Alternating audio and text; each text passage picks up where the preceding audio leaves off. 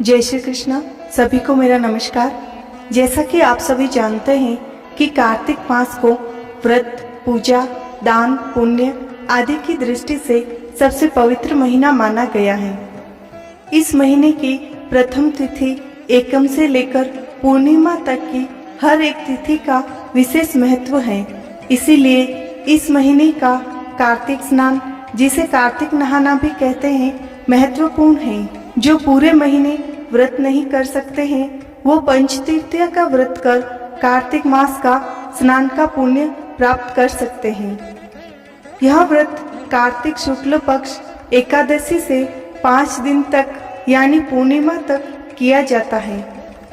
इस व्रत में पूरे दिन उपवास रखते हैं या फिर एक दिन उपवास, एक दिन व्रत या 5 दिन ही दिन में एक एक समय भोजन करके यह व्रत अपने सामर्थ्य अनुसार पूर्ण कर सकते हैं। व्रत में सुबह जल्दी उठकर स्नान आदि से निवृत्त हो विष्णु भगवान की पूजा करें।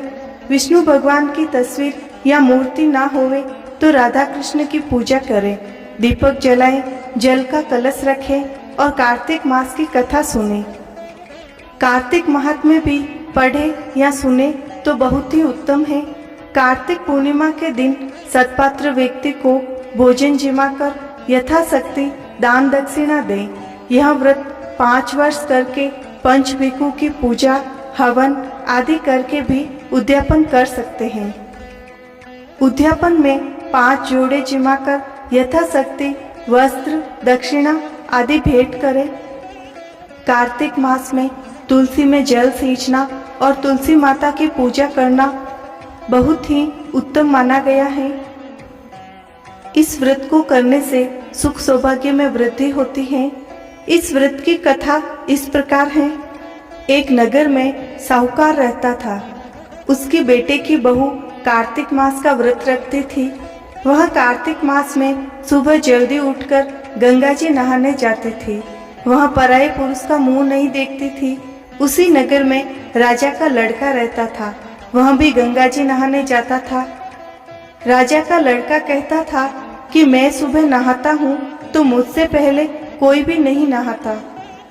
जब 5 दिन कार्तिक के बाकी रहे तो उस दिन साहूकार के बेटे की बहू नहाकर जा रही थी और राजा का बेटा आ रहा था।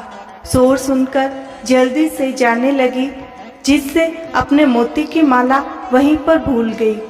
तब राजा के बेटे ने वह मोती की माला देखी तो देखकर बोला कि यह माला इतनी सुंदर है तो पहनने वाली कितनी सुंदर होगी। बाद में सारी नगरी में कहलवा दिया कि जिसकी यह माला है वह मेरे पास आकर अपना चेहरा दिखाएगी, तभी उसकी माला वापस दूंगा। राजकुमार तोते का पिंजरा गंगा किनारे एक पेड़ पर टांग कर बैठ गया।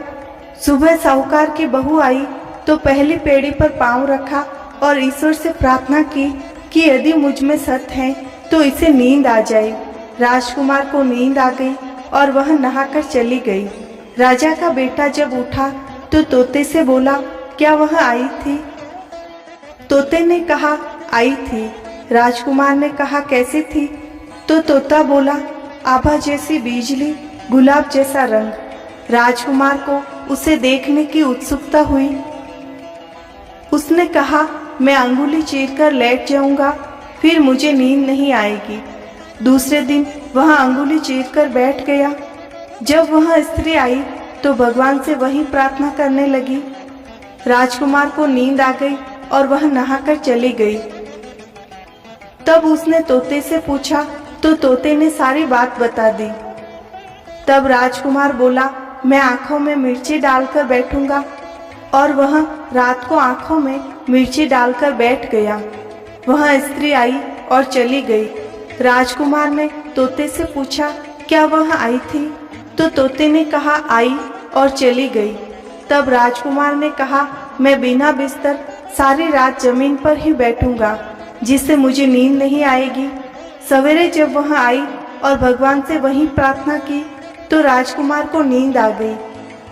जब वह नहाकर जाने लगी तो आंख बंद करके चली गई। राजकुमार ने उठकर देखा, तब तक वह चली गई थी।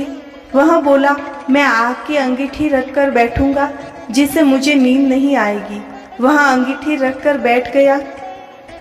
साहूकार की बहू ने भगवान से प्रार्थना की कि 4 दिन निकाल दिए वैसे ही एक और दिन निकाल दो, भगवान मेरा सत्य रखो।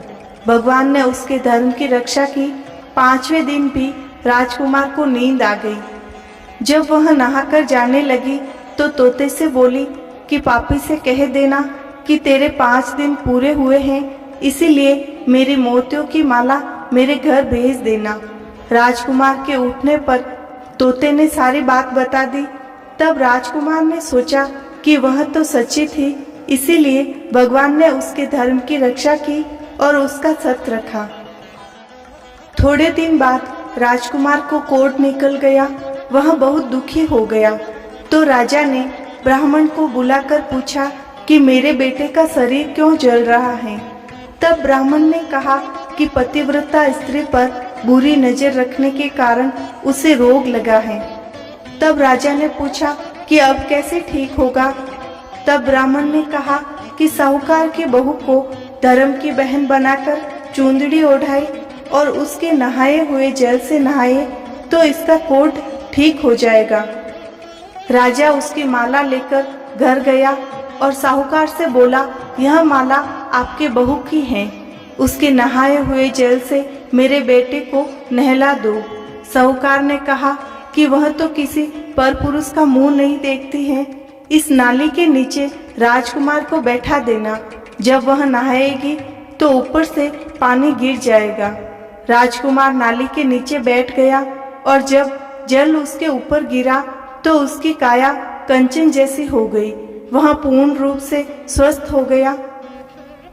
पंच भिक्षु देव और भगवान विष्णु ने साहूकार की बहू का सत्य रखा, वैसे सभी का रखना। कहानी को लाइक और चैनल को सब्सक्राइब कीजिए।